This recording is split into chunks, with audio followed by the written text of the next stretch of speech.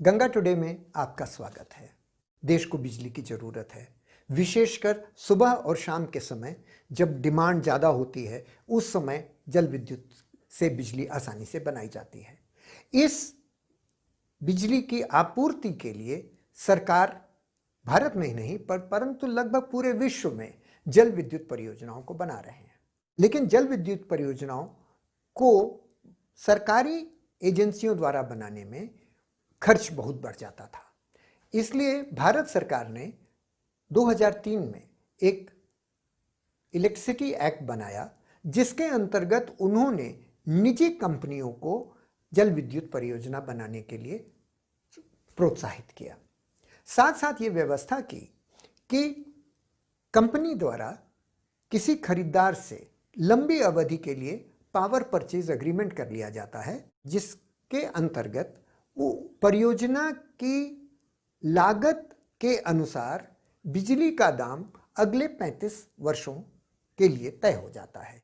इससे कंपनी को लाभ होता है कि उसे भरोसा है कि अगले 35 वर्ष तक उसकी बिजली बिकती रहेगी, और खरीदार को भरोसा है कि उसको 35 वर्षों तक सुनिश्चित बिजली की सप्लाई मिलेगी।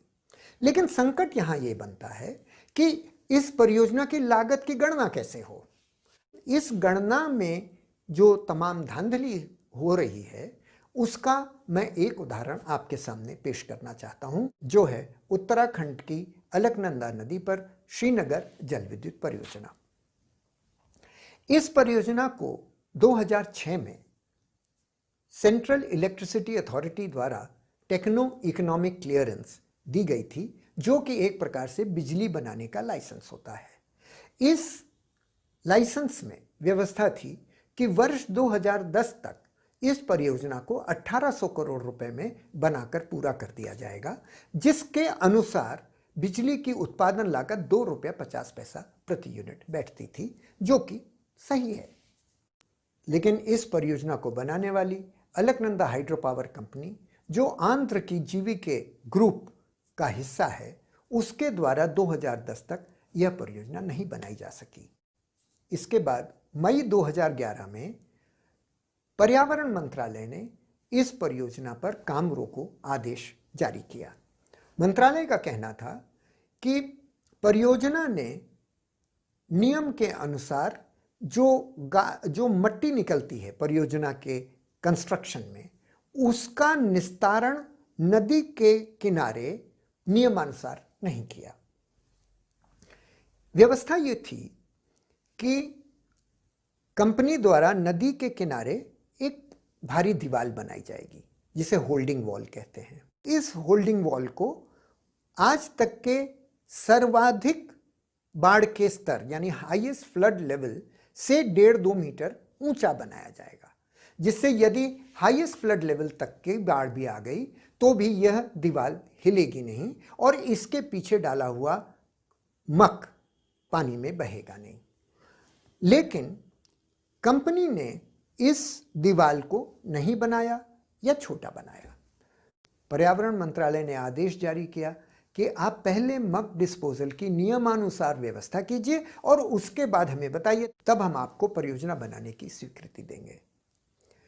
कंपनी ने ऐसा नहीं किया।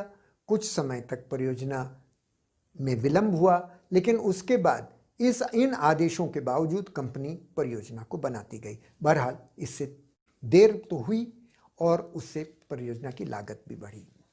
इसके बाद जून 2013 में उत्तराखंड में बाढ़ आई। यह बाढ़ अलकनंदा नदी में 12,000 क्यूबिक मीटर्स प्रति सेकंड का पानी लाई। इसके पहले जो अधिकतम बाढ़ आई थी वो लगभग 17,000 क्यूबिक मीटर्स प्रति सेकंड की थी।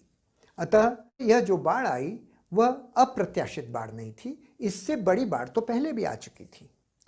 लेकिन क्योंकि कंपनी ने मक डिस्पोजल सही ढंग से नहीं किया था, इसलिए इनकी होल्डिंग वॉल बह गई। वह जो मक नदी के किनारे डाला हुआ था वह नदी में बह गया, और वह मक आकर के कंपनी के पावर हाउस के सामने जमा हो गई। नदी के पेटे का स्तर ऊंचा हो गया और पानी का स्तर भी तदनुसार ऊंचा हो गया और यह पानी नदी के दाहिने तरफ स्थापित कंपनी के पावर हाउस में प्रवेश कर गया, जैसा कि आप इस चित्र में देख सकते हैं। इसके कारण टरबाइनों में पानी घुस गया और फिर टरबाइनों को खोल के साफ करके पुनः बनाना पड़ा, जिसके कारण विलंब हुआ।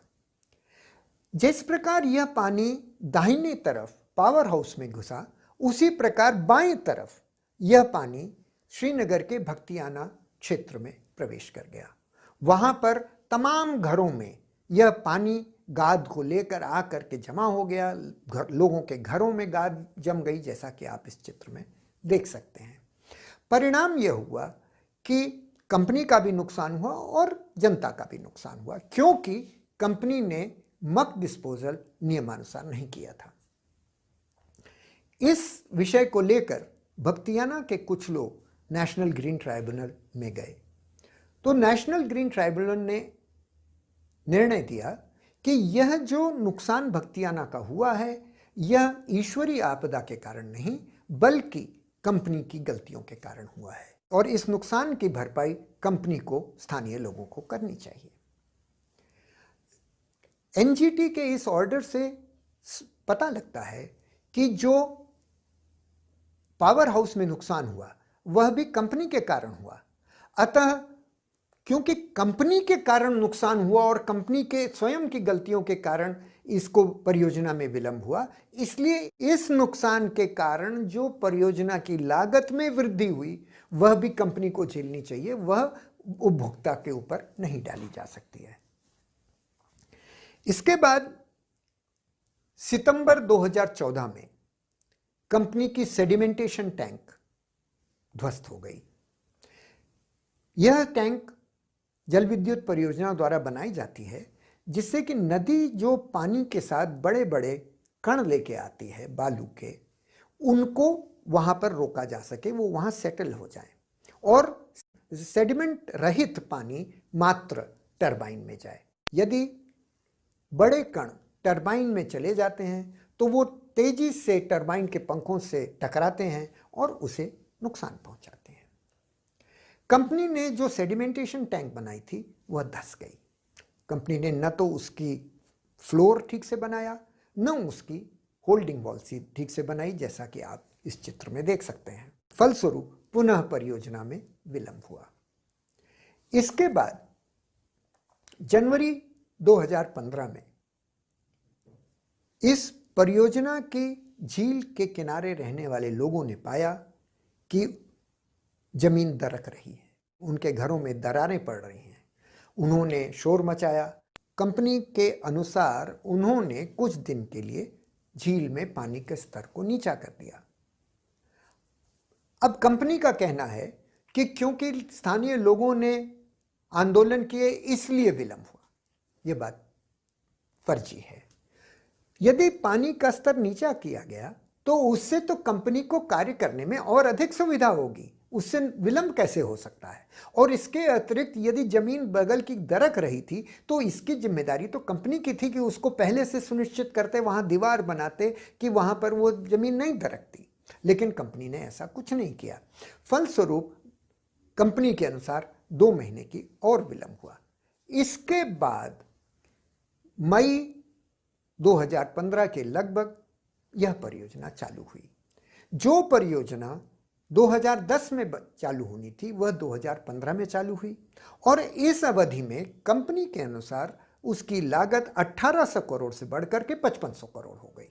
यहाँ विचारणीय है कि इस परियोजना को बनाने में डैम आदि का जो सिविल वर्क किया गया उसको अलकनंदा हाइड्रो पावर ने 75% कार्य अपनी ही सहयोगी कंपनी को दे दिया। यानी जैसे एक भाई दूसरे भाई को ठेका दे दे, उसी प्रकार अलकनंदा हाइड्रो पावर ने जीवीके कंस्ट्रक्शन या जो भी कंपनी का नाम रहा हो उसको इस प्रोजेक्ट को बनाने को का ठेका दे दिया। अब जो बनाने वाली कंपनी थी उसने क्या गड़बड़ी की इसका किसी को कोई था नहीं है, क्योंकि वह तो गणित भी नहीं की जाती, उसका तो कोई विवरण भी जनता को सामने प्रस्तुत नहीं किया जाता। यूपीईआरसी को धन्यवाद है यूपीआरसी ने सही निर्णय दिया कि 2013 से 2015 तक की पूंजी में 1300 करोड़ रुपए की वृद्धि को अस्वीकार कर दिया।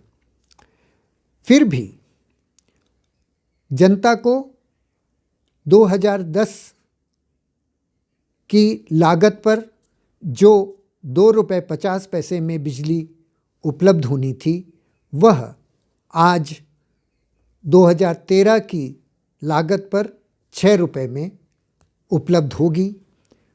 यह भी अनुचित है क्योंकि इसमें अधिकतर वृद्धि कंपनी की गफलती के कारण हुई है और इसे भी उपभोक्ता पर नहीं डाला जाना चाहिए।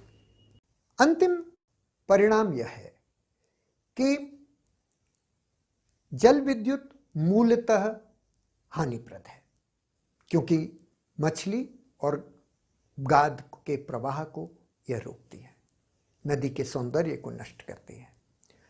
जल विद्युत अप्रासंगिक है क्योंकि बहुत महंगी है। आज इंडिया एनर्जी एक्सचेंज पर पीकिंग पावर यानी सुबह शाम की जो महंगी बिजली होती है वह भी 3.5 से 4 रुपये प्रति यूनिट में उपलब्ध है, जबकि आज के दिन अगर कुशलता पूर्वक भी नई परियोजना बनाई जाए तो भी 5 से 6 रुपये प्रति यूनिट का उसकी लागत आती है। इस परियोजना की लागत तो बहुत बढ़ चुकी है, लेकिन सरकार और प्राइवेट कंपनियां फिर भी जल विद्युत बनाने पर अड़े हुए हैं क्योंकि सरकारी अधिकारियों को इसमें घूस मिलती है और प्राइवेट कंपनियों को इसमें अब रिसाव करने का और अपनी अकुशलता को छुपाने का पर्याप्त अवसर मिलता है।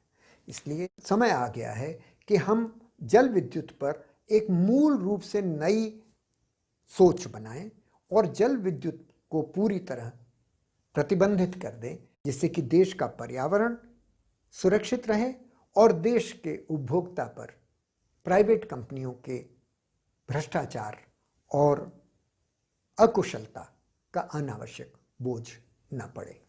हमारी इस पोस्ट को लाइक कीजिए, शेयर कीजिए और इस पोस्ट से संबंधित दस्तावेजों को देखने के लिए हमारी वेबसाइट www.gangatoday.com